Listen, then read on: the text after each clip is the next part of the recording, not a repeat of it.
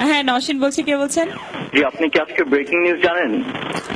জি না, জানি না। হ্যাঁ, একটা ব্রেকিং নিউজ জানি যে ন্যান্সি আর রুবি আমার সাথে আছে। না, আপনাকে অনেক সুন্দর লাগছে। Thank you. হ্যাঁ, আই বিলিভ আপনি বাংলাদেশের সবচেয়ে বিউটিফুল লেডি। Thank you. গানের কথা কিছু আর বলেন। আপনি আপনাকে বিয়ে করতে চাই।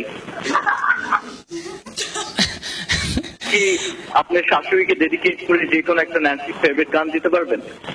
আমার শাশুড়ি কে ভাই? মানে আপনার আম্মু। ওকে, উত্তরটা আমি দিব, কিন্তু তার আগে আমি একটা ফোন নিতে চাই। আমাদের সাথে কেউ আছেন? হ্যালো, টেলিফোনে।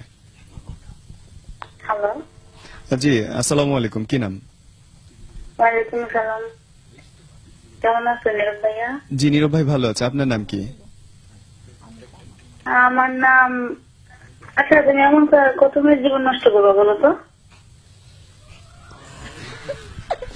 I am sorry.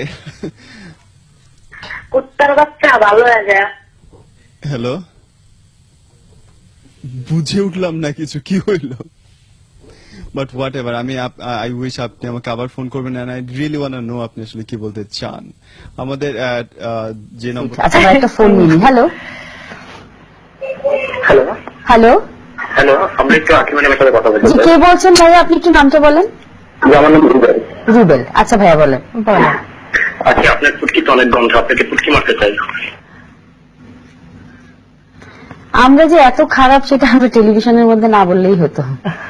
বাঙালি জাতি অপমানের কালচার, সেটা আরো একবার প্রমাণ হয়ে গেল। যাই হোক, আপনাদের কাছ থেকে কিন্তু আমরা ভালো ভালো প্রশ্ন